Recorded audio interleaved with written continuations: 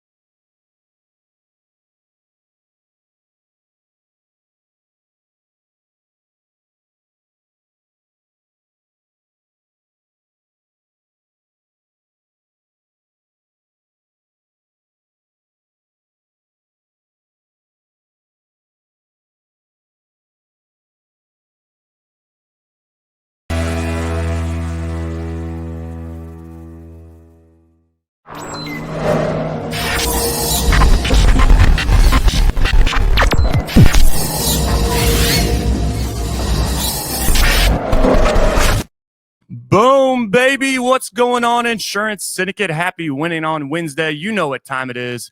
We are live here within the group, 9 a.m. Central for Winning on Wednesday. Hope you all are having an amazing kickstart to your week. I know I am. I don't know if you could feel the freaking energy coming off me, but we're just having an awesome freaking week. It's crazy. It's already October 22nd. I was just talking with my team. I'm like, oh my gosh, is it really about to be like 2026 already? Which if you're not already planning and prepping for 2026, you might be a little behind, y'all. But again, happy winning on Wednesday. Let me know that you can hear and see me in the comments. I'm already seeing you guys start to drop those in there. Thank you so much for tuning in. The shows wouldn't be what they are without y'all tuning in every single week. If you're catching the replay, don't hesitate to comment, ask any questions. We have an action-packed show today. Before we get going, as always, shout out to Viva Virtual Solutions. They are the main sponsor of the show and our preferred vendor for virtual assistants here within the group. So I have to give this shout out to Rob Lopez. Rob Lopez is who founded Viva. He's actually from the insurance space, exited, and then went all in on the Viva side of things. And so long story short, I'll go quick here through this, but it just goes to show like how amazing, Rob is. And ultimately, like, that's what I'm choosing to do business with a company. A lot of it is like, who are the people back in the company? So when you hear this from the CEO, it's freaking awesome. But Rob, my godfather's, one of his sons, who's like a little brother to me, him and his girlfriend are going on like a 6-month traveling like around the world. And they're starting down in South America. And then they went to El Salvador first. And so they're in El Salvador.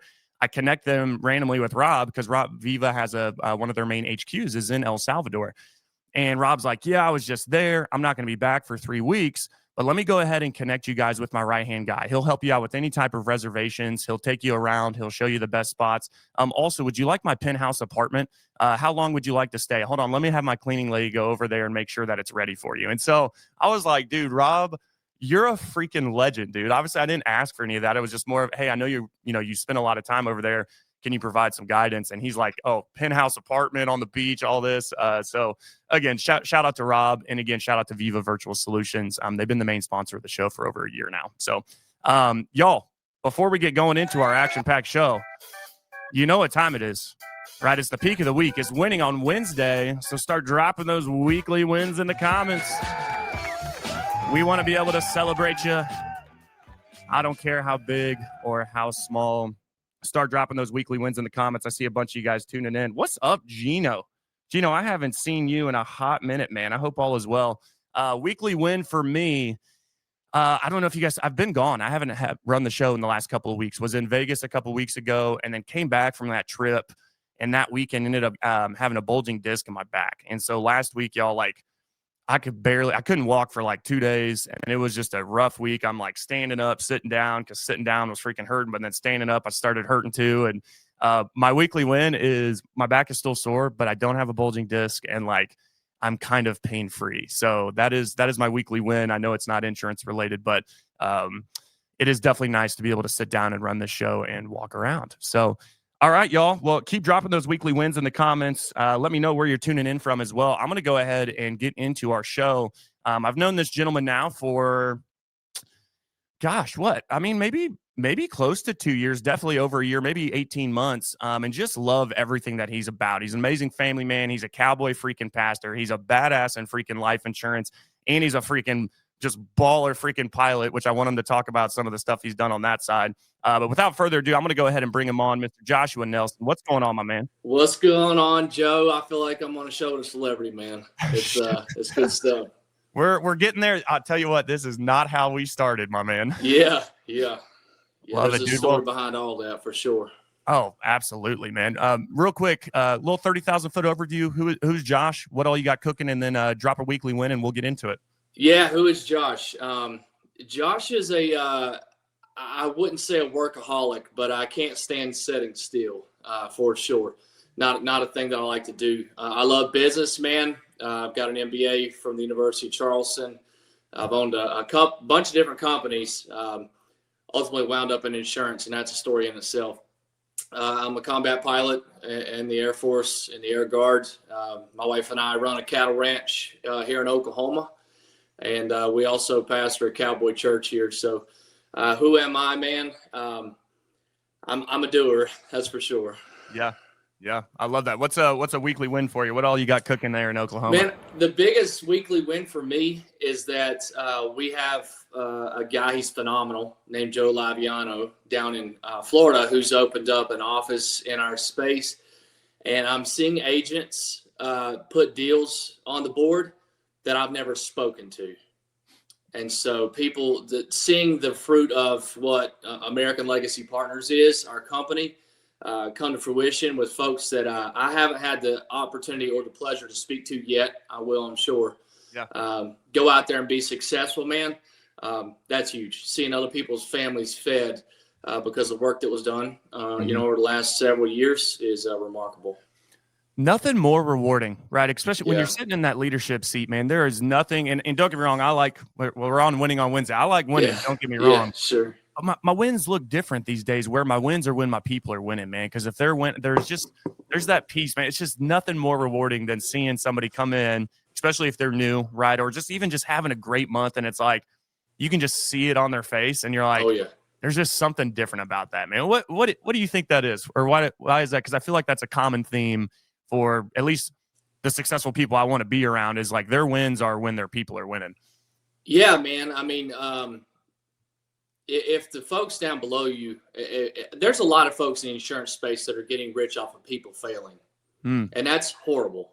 Yeah, it's one of the reasons I got into the business side of insurance, and that is horrible. But the true fruit of whether you're doing something, if you're building a legacy, something that's going to last well beyond you, is if people are winning off of the mentorship and work that you've done years in the past. And I think that's the ultimate mark of a leader, or the ultimate mark of just doing good in the world is, hey, are folks winning because I exist?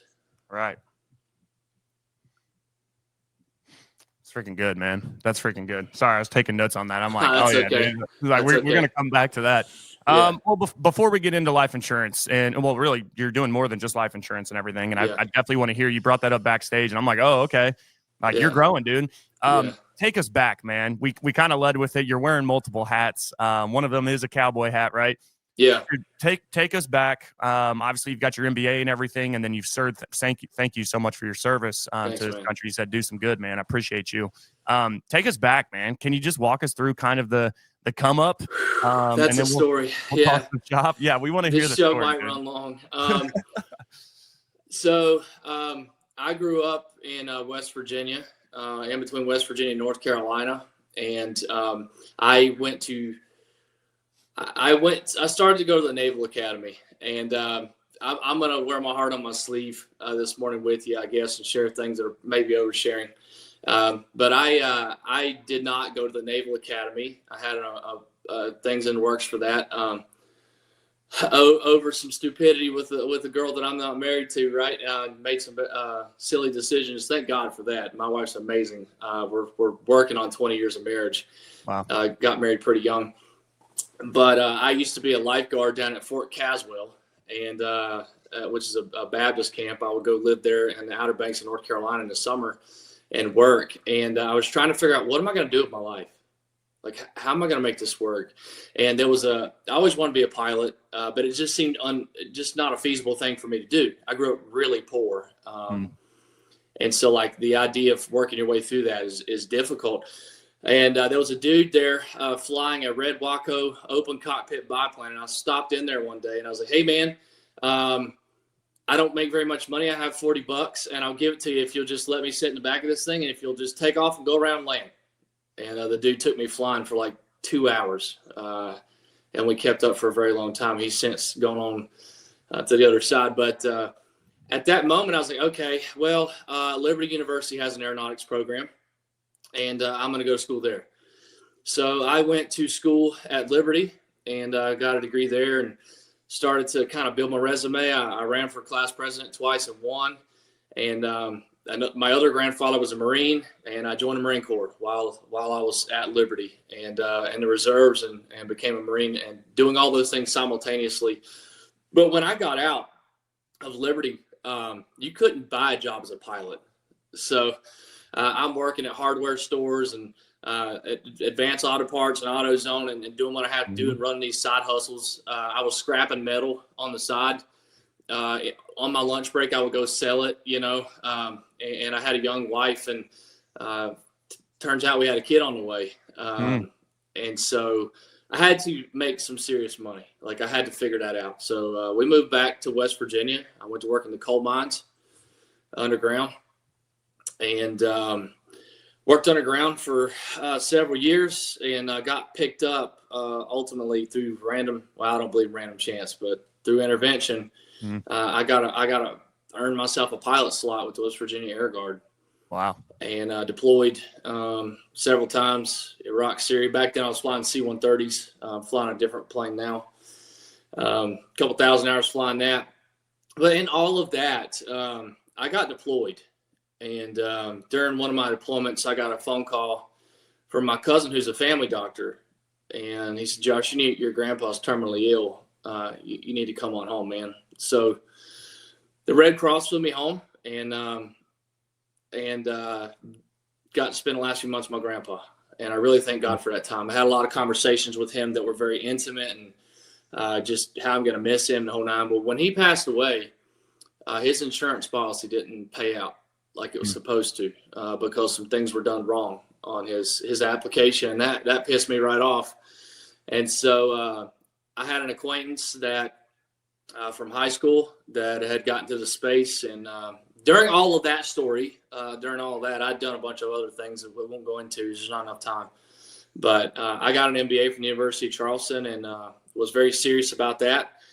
And did an internship in Spain with the economic advisor of the president of Spain, working with the Spanish government, which was not a government at the time. Sounds remarkably familiar. They couldn't get a consensus, so they were operating with minimal, government, what have you.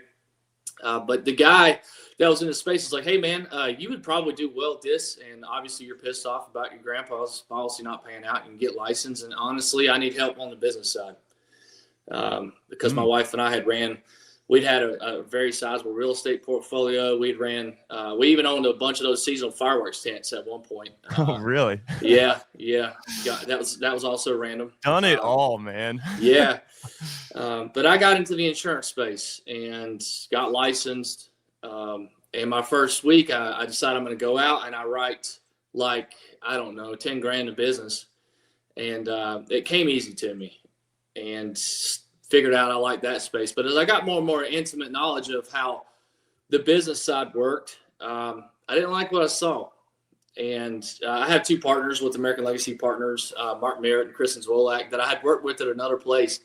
And I went to Mark. I was actually getting ready to deploy to Germany for a month as a mission commander over there for the Guard. And I told him, I was like, Mark, brother, I told you that I wouldn't do insurance without you, and I meant it. But that don't mean I won't do insurance at all, because this is not being ran in a proper and ethical way. He's like, all right, we'll go on to Germany, and when you get back, let's have another conversation. I was like, I'm still leaving, man. When I get back from Germany. And so we left, and we started American Legacy Partners, and the right way, proper filings. We're an S corporation, doing it the right way. Most of these insurance companies that are out there, these IMOs that you see, or agencies or single member LLCs, and that comes with its own risk. Like, we did things right. Yep. And it was remarkable, man. We had, 2 weeks into it, we had 30, 40 people calling us like, hey, we're coming with y'all. We're doing what y'all are doing. And so that was kind of the birth of American Legacy Partners, man. And that was a lot more than you probably wanted. And that's not even the whole story, dude. but no, I mean, I think it's important to know, one, who you are, right? But ultimately, what even got you into the industry? Because I know that part of your story, and I think that's important to understand, right? Yeah. Even some of from Tony's Tuesday training and some of the news and stuff that he posts here in the group, y'all, like, it's crazy what is happening in our industry when it comes to like fraudulent, just again, people doing it the wrong way. It's what I just wrote down. Do things the right way. And here is what I hope you guys picked up on that. A lot of and I'm culprit of this. I'll be 100% honest. Like, there are times where I'll do things the wrong way, and you come back and do the right thing, right? But the purpose or the goal here is to do things the right way the first time. Isn't that like the age-old saying? It's like, do things the right way the first time, so we don't have to backtrack. So you don't, man, I know some life agents. Dude, they're still rocking like 1099 freaking. And I'm like, what are we doing? Like, you guys you're doing like 60, 70,000 a month, and he's rocking a 1099 as like a sole prop. Like, and I'm just like, bro, man, what are we doing, man? And it kind of goes back to leadership. Is nobody telling these people, like, dude, when you actually start making some money, man, like, there are so many really the right ways, but better ways to do it too, right? Oh man, we did our conference this year in Nashville, and the entire conference was themed around be a professional. Mm-hmm.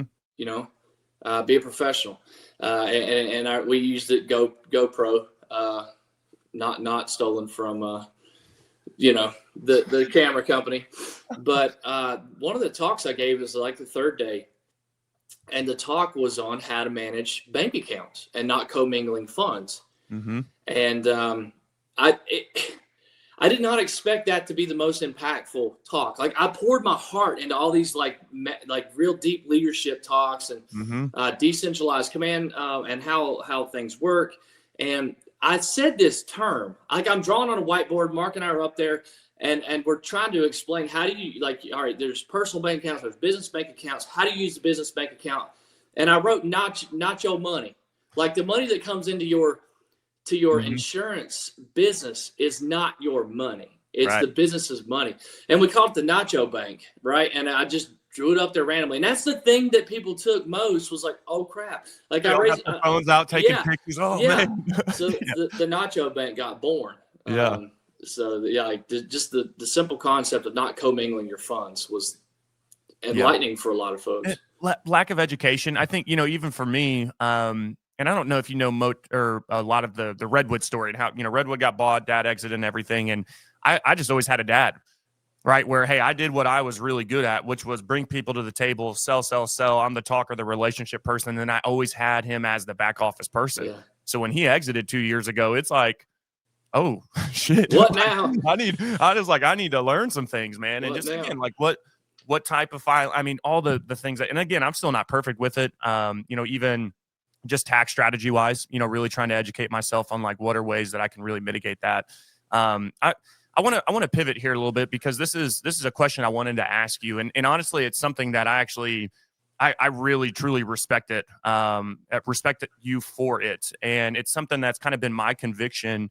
And maybe you've seen it, maybe you haven't, but trying to be more open about my faith. Not to where, I'm ramming religion down somebody's throat, but it is like, hey, this is what I believe. And so my conviction has been, lead with love and still, but be more open about my faith. So I respect that about you a lot. Obviously, I know that you're pastoring.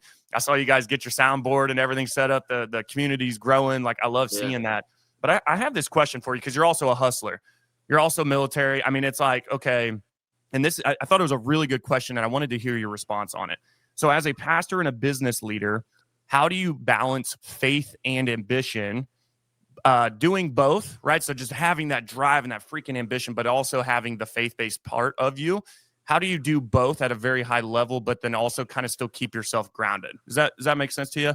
Yeah, 100%. So starting on background, the disciples were tent makers too, right? Mm. And so if you there's a wonderful document, or not a documentary. It's some liberty with the gospel, with the show The Chosen.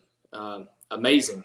Okay. You'll see that Jesus is interacting with people that are pressing oil and selling oil. So like these disciples had entrepreneurial spirit about them to start with. So Jesus calls those right out of the gate. And even the tax collector, Matthew, he calls him out of the tax booth, and he puts all these folks together that would mortally hate each other outside of the grace of Jesus, right? Okay. And so how do you balance that? I don't like to talk a lot about tithing and stuff like that, but when you're able to go out there and be successful, when God can trust you with a little, he can trust you with a lot. Yeah. And what does that look like? I'll shoot you straight. I don't know a whole lot of people that are successful in business that don't tithe faithfully. That's something I very much believe in. And when you're in a position where God himself blesses you to the point that you can cut a 5-figure check to a church because they need it, man, that is remarkable. It's a remarkable feeling. Yeah.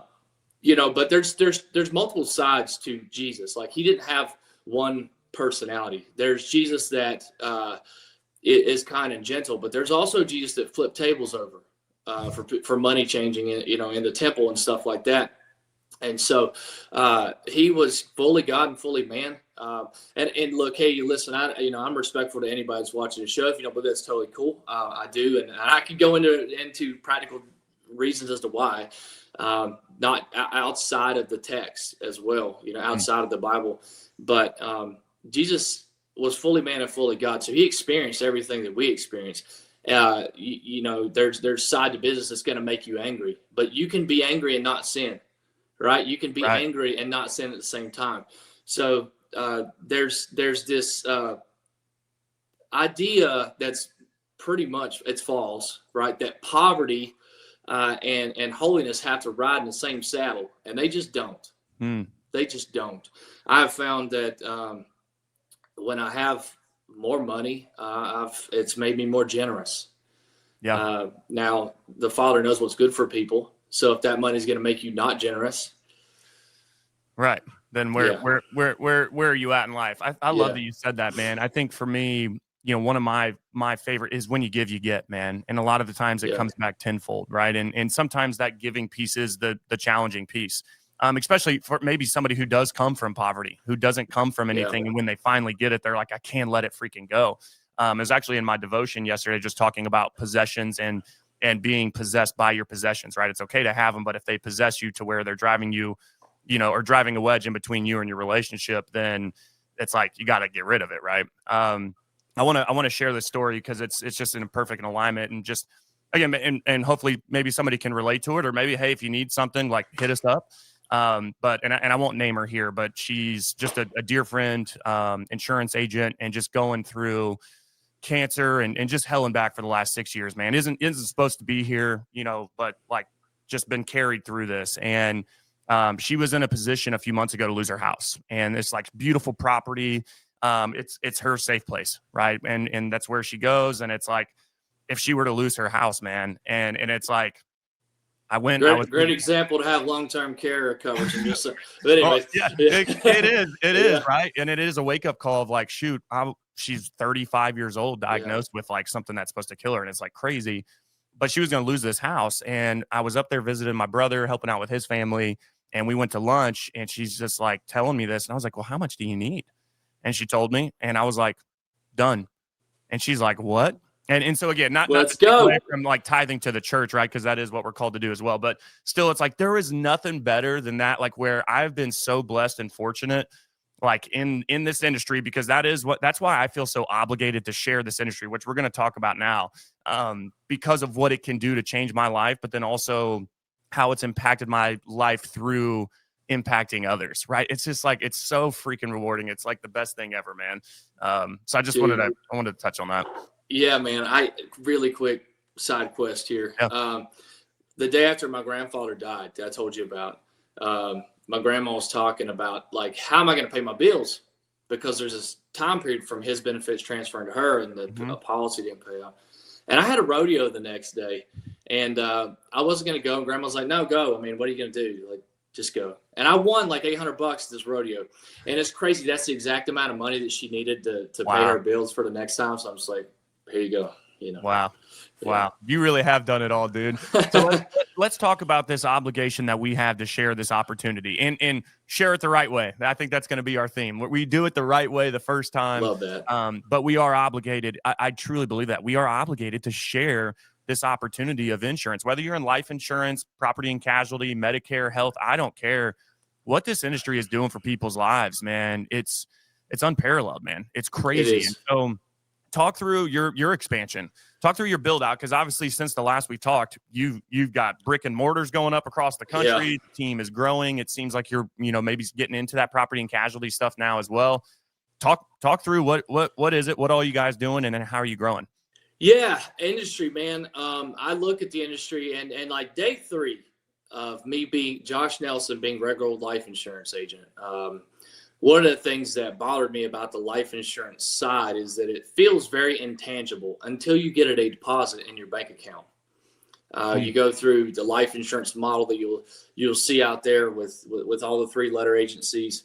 And it's, you got a lot of folks that are trying to do this remote, and that was difficult. So there was a time I was in North Carolina with one of my partners and Mark, and I'm like, Mark, why do P&C houses not push life insurance? Like it's just like an add-on thing for them, and there's a lot more compensation on the life side than percentage-wise, than property and casualty. So, dude, and I get in a car, and we go start walking into agencies, and we're just talking to people like, hey, what's going on here? Why can we not partner with you? Like, you guys suck at life insurance, and we don't know the first thing about property and casualty. How do we? There's got to be a gap here, right? And my ultimate conclusion on that is that there's 2 different models for insurance. There's hunters and there's gatherers. With car insurance, home insurance, ranch and farm insurance, you name it. Mm-hmm. Those are things that people are legally obligated to buy. Like if you're going to be on the road, you have to have automobile insurance, or you're going to get a pretty severe consequence of tickets. Yep. Nobody wants to think about life insurance. That's like, one of these days. It won't happen to me. Yeah. So we went down, we built American Legacy Partners. We went down the road that was built before, and we were just very decentralized. And one of the things about running an agency in that decentralized model is it's very difficult to help people with their own personal discipline. You can talk to them about it. You can preach on it. You can talk about it when we have conference calls multiple days a week. But ultimately, you're going to hire a ridiculous amount of people in the life space in that particular model in order to get to the handful of folks that are going to be self-disciplined enough to go out there and get the handsome reward that is available to them, because there's no better place if you're self-disciplined to make money than life insurance, period. It don't exist. But and we've run all kinds of leads. We've ran mailers, we run digitals, we run all kinds of leads. But what we've found is that folks post-COVID want to work from home, or they want to work in a place that's remote. But they also miss that connection, and that connection of in-person is so important. I can run a conference and sales will go up by 6-fold, but that doesn't last. But what we found does last is that when we put these folks in an office, when they're in an environment around other folks where they can win, the job becomes easier. They have a support system. They have a tribe. You know what that is? You know what that is? Freaking accountability, dude. It is. I'm writing it down. It's like, man, when you just have that, when you got to show up for other people and they're trying to win just as much as you, I mean, that accountability piece is so important. It is. And I care a lot about people, and I don't want to see people come into this space, spend all that time getting licensed and just to lose this, their dream of financial freedom just because of it takes a long time to build self-discipline. Right. And so what we're doing is creating an environment that fosters that discipline faster by the environment that they're in. And so we are combining the hunter and gatherer model into brick and mortars, where folks are coming in, they're still running their own business, and they are operating similar to how a barbershop offers, right? Mm-hmm. Where there's individual folks that are cutting hair, but the shop is owned by who the shop's owned by. Right. And it's creating a much more pleasant experience for the person that owns the shop. Right. Because they're not churning business left and right. And the problem in insurance is always mid-level management. You're taking somebody that has, and unfortunately you see it a lot out there. You got these dudes that worked at Home Depot, right? In 1 week. Now all of a sudden they got a life insurance license and they're making $200,000-$300,000 a year. That artificially makes them think, now I'm good at business. Right. No, bro, you're just good at selling. Yep. And so, but we're able to take those particular folks and mentor them into how do you run a business. See, American Legacy Partners, on my level, we're in the support business. Yeah. So the product doesn't matter. My job is to train folks on how to successfully run a business. Mm-hmm.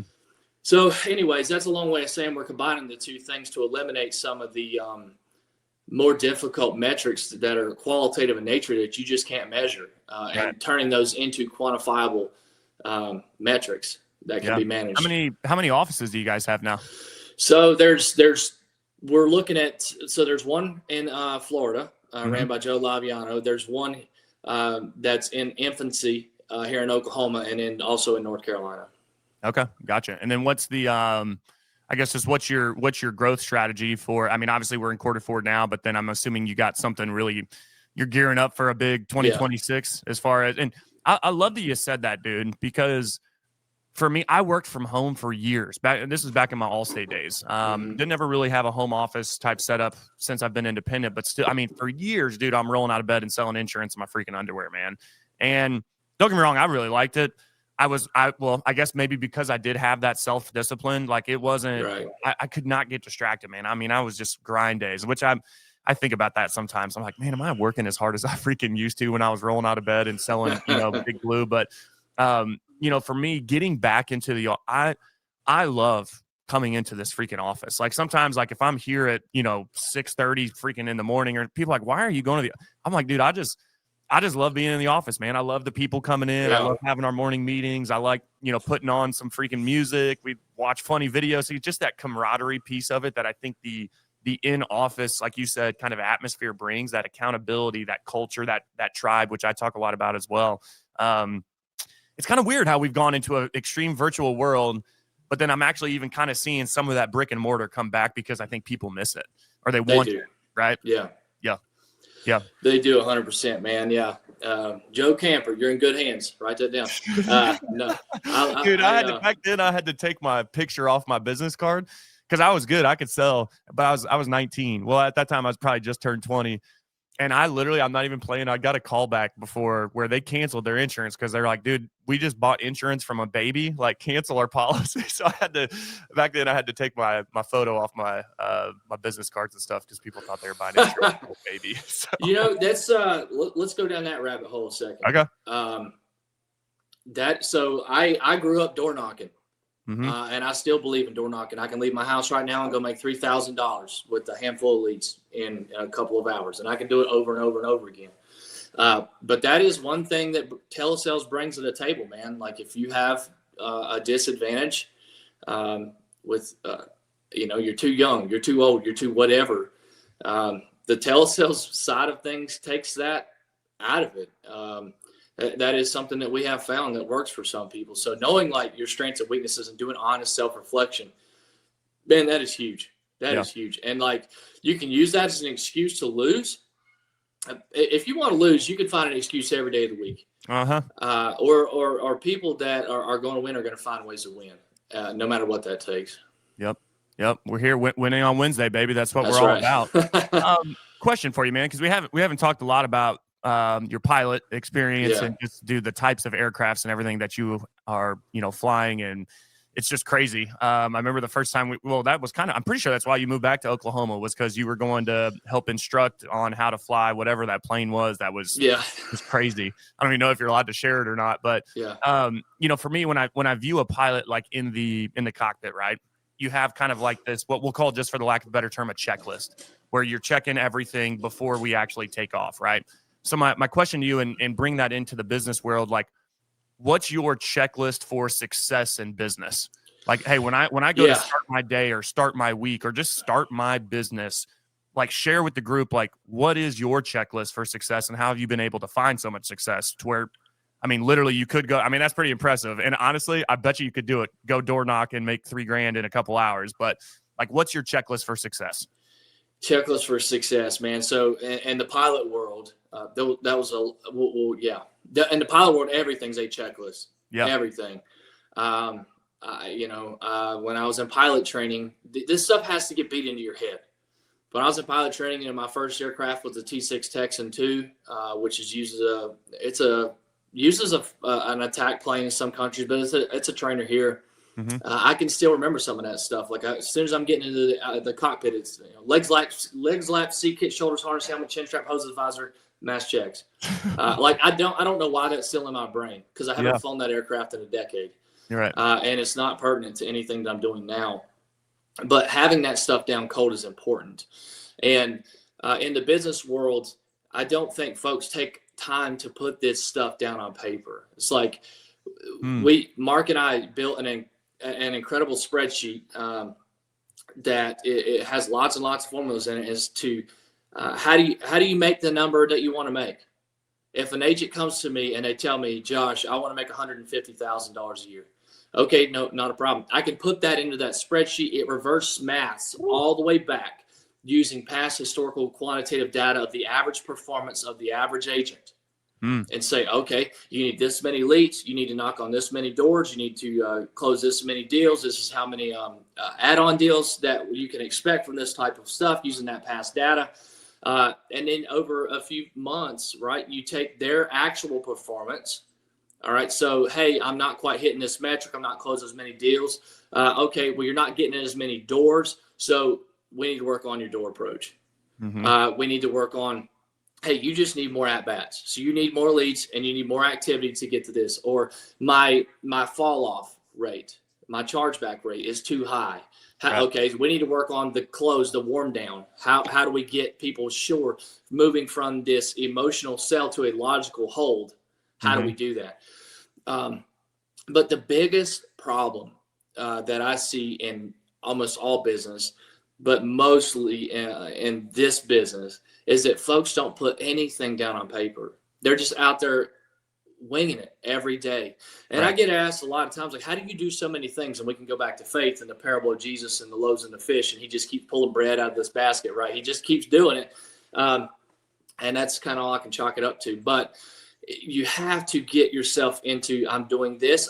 You have to get disciplined with your calendars. You have to get disciplined. Oh, yeah. Calendars with everything, man. Yeah. Reminders. Yep. You have to get disciplined with your communication tools. Your business has to be organized. You have to get a long-term goal of, hey, this is where I want to get, and I'm going to reverse engineer that with tangible steps and dates and times all the way back. Does that mean your plan is going to be perfect? No. There was a quote from World War II. He said, the first contact with the plan never survives the first contact with the enemy, but planning is the most important thing. Right. Because there's trend lines and you have to track that data. And if you know that you're off on a certain target, well, you can do activity to get back on track onto that trend line to where you need to go. Right. But people treat this as a hobby, a side hustle. They treat it as, I'm just going to do this thing. They treat it as their own. They created a job for themselves, but they don't treat it like a business. What does that start with? Pen and paper. Right. Yeah, man.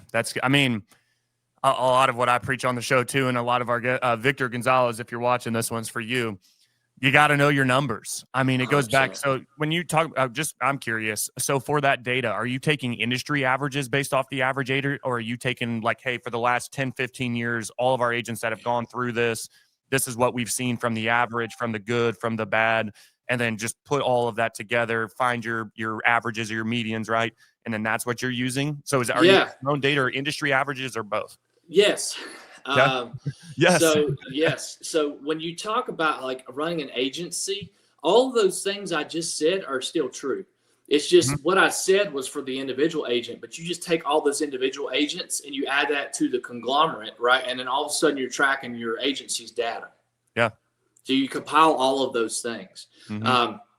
And you should absolutely be tracking industry trends. If you're not, you're going to go out of business, period. Because the industry is always changing. There's always new technologies. There's always Yes. new methods. There's always new tools that are coming out. And if you're not tracking those, you're going to get behind. The long and short of it is, yes, you have to track all of that data. Especially as an agency owner, it gets even more important. Mm-hmm. But but here's the beautiful thing: when you're helping people win, when you're tracking their data, guess what you're gathering for yourself? Right. The data for the business. Yeah. No, that's good, dude. That's good. I like that. Because and again, guys, when you're hearing like put it on paper, like there's also like, I mean, you can write it down and stuff, but just have it in like, make sure it's structured, right? So yeah, if you're not using a pen and paper, that's okay. But like, do you have a system? You talked about like communication platforms and things like that. Maybe just break down some of your tech stack. A lot of people know what I use Pluto CRM. I feel like we've talked about Pluto in the past. We have Easy Links, which is our management system, which is directly connected to our carriers. And then really Slack. I mean, Slack is like where we do all of our communication and support, at least unless we need to get on a huddle or Google Meet or something like that. Talk through some of your stack. What are you doing? Yeah, so it's going to be pretty familiar to you. We're using Slack. We use Zoom. We use DocuSign. My gosh, we use DocuSign. And that is a bill that I would like to get down. Yeah. That gets rather expensive. They get you with those envelopes, man. When Oh you my start gosh. sending a bunch of them, man, they will jack that price. Yeah. For CRM stuff, we've got multiple. We use some Radius, Bob for industry type stuff. We use Opt for individual stuff and leads type stuff. Yeah. We're migrating into Microsoft more. As in Teams. We use it a lot for the Air Force, and in a professional brick and mortar setting, I think they're pretty hard to beat, to be honest with you. Dude, I miss my Teams, man. When we merged with Clearview and everything, they were a full G Suite office. I've always been a full Microsoft office. Yeah. My Teams channels, we were so built out, and then we had to move over to Slack. I was just like, no, it's like my teams. Yeah, definitely. That's huge. Make sure you're using Dropbox or something like that to stash data, to have secondary cloud-based backup, because stuff what you just said can be detrimental to a business. Yep. I remember just migrating our emails. Yeah. It was chaos, dude. Like just moving, because we still needed the Redwood email, because even though the merger and acquisition had happened, didn't mean that the entity wasn't still around and wasn't still appointed with all these carriers and receiving, this information. So it's like merging that, but then having to monitor the Outlook email, and then you set up the forwarding and the email alias, because this Outlook is getting ready to shut down. So if you don't have it set up as an email alias in your G Suite, then you ain't ever going to see those emails. I mean, just that alone at scale, I guess that was probably it's easy to do. And this is why, this is great. We can stay here. This is why you freaking document it. When it's just you and the people in your office, it's freaking easy, where it's like, okay, hey, let's all sit down and do this together. When I've got to move 55 agencies and their people over to a full G Suite, Slack change, I mean, everything's changing. Like, we learned the hard, we didn't have it freaking documented, dude. So it's like, you best believe we do now, because at scale, like, you need to have that kind of that standardized process really in place for, really call them SOPs, right? Of just, this is what it's like. And sometimes you don't realize what you need it for. But that's, I think, the other, like, just document it. Even if you don't, I'll never, use this, whatever. Just put it down on paper, save it somewhere, put it in the cloud. Because I never thought I would have to have like an SOP on like how to set up an Outlook alias within a G Suite email, but something as simple as that to communicate that. Yeah, man, I like that. Yeah. So let me tell you why that's so very important for most people. I want to start with the premise here that American Legacy Partners, our goal here is legacy, that the entity exists well beyond Mark, Kristen, and I. Yeah. That eventually, when we're gone, the American Legacy Partners still exist. Now, that is not the goal of most people. The goal of most people is to sell their business, right? To sell to Integrity, to sell to whoever, AmeriLife, to sell to whoever. And so that documentation becomes even more important for that individual, because when if you go down to Dallas and you're sitting across the table, let's just say, for instance, with the guys with integrity, and you want to sell out to integrity, if your business house is not in order, documented, and easy for them to understand, it's going to be you might as well get out. Yeah, going to be some crickets. Yeah. Yep. That's so good, dude. One of the sayings my partner Brian says is like, start your company and build it to exit, but never sell it. Right? Always have it ready to sell, but just never sell it. I'm very legacy driven as well. There's this agency. I can't tell you, man.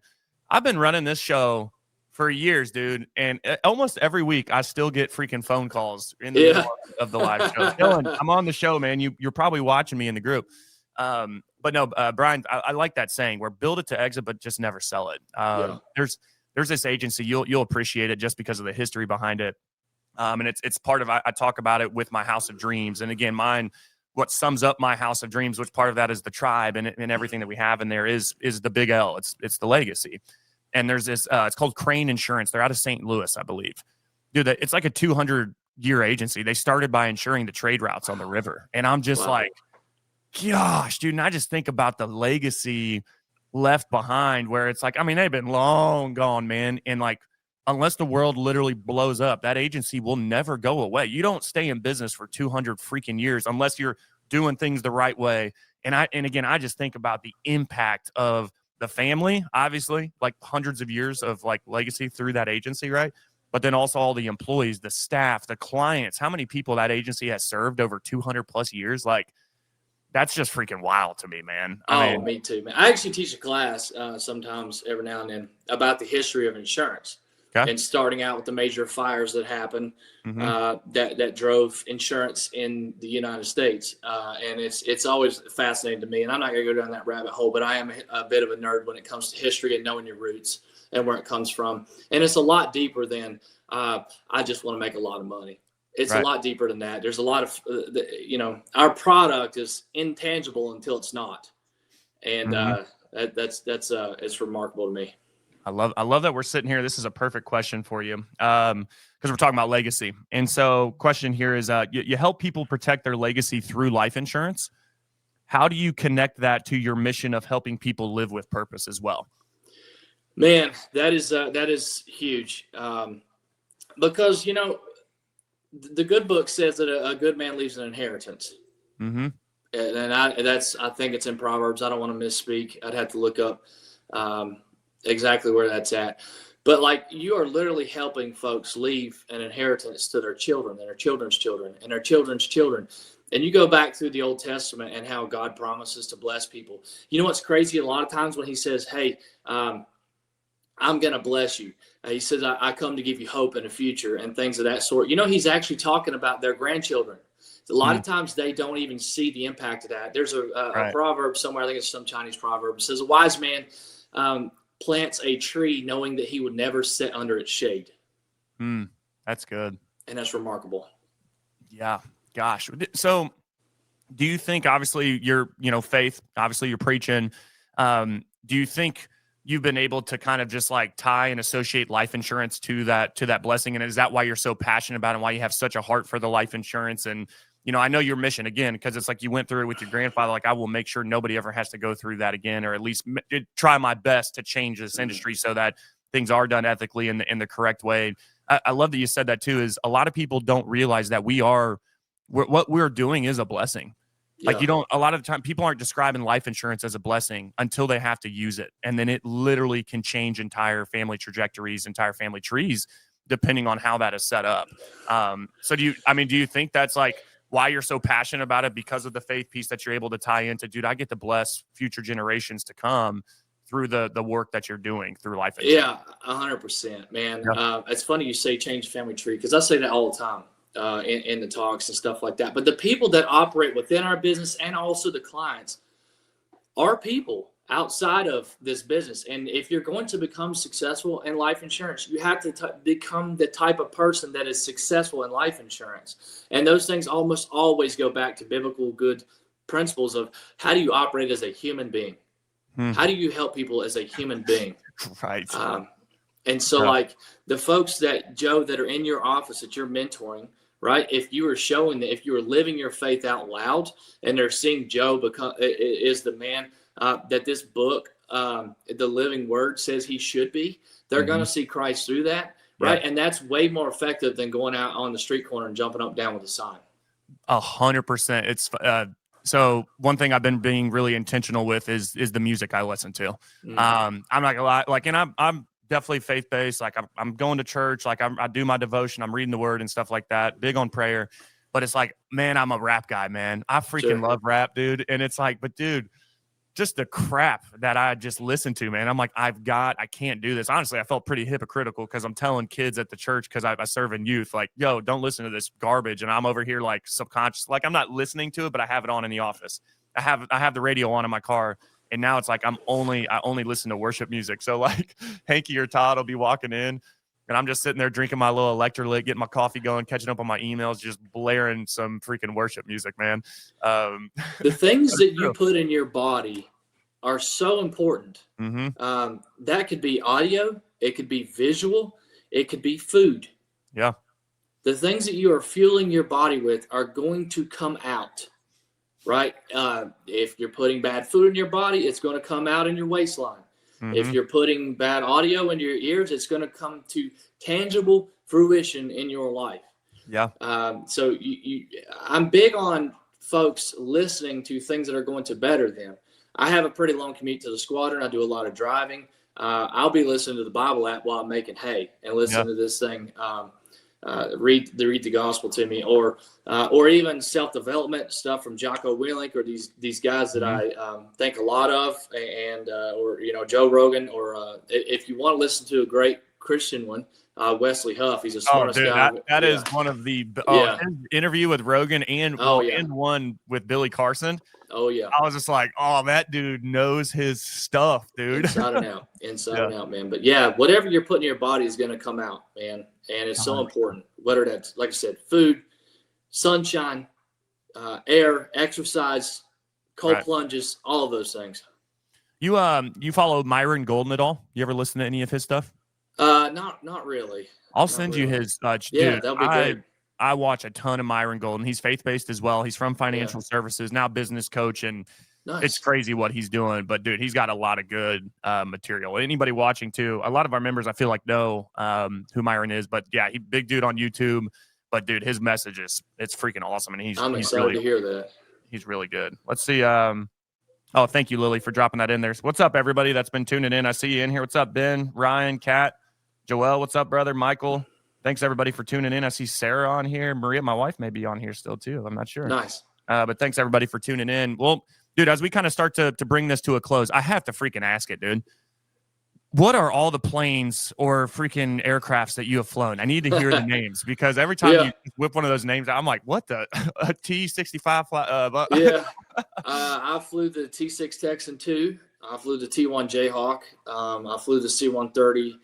H2, H3, H3.5, flew on some J model C-130s.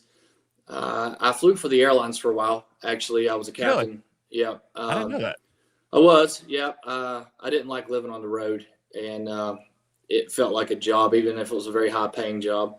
But I flew the CRJ 200, the CRJ 700, the CRJ 900, and I flew the MC-12 in special operations for a short amount of time.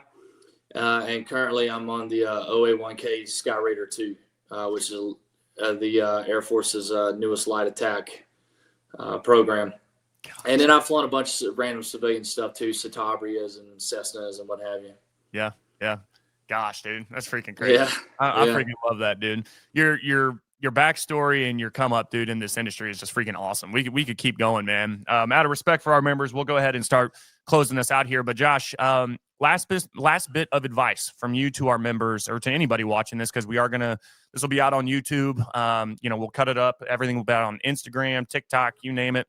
It'll be over on my personal profile if you guys want to tune in or share that. But one bit of advice, man. We're here for Winning on Wednesday.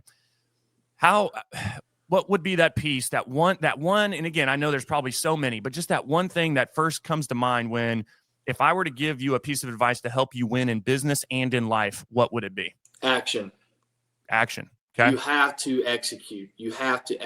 There, even this show, love this show. I love the Syndicate. I'm a big Joe fan. But we can talk about these things all day long.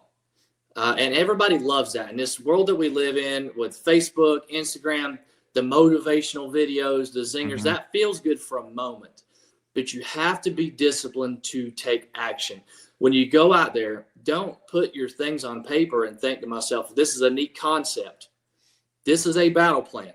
Yeah. Understand that business is, in fact, combat. Somebody is going to get that market share, and the person that's going to get that market share is the one that takes action to actually go get it. You can plan till you're blue in the face, and that stuff's important. And I just got done telling you for an hour straight how important planning is.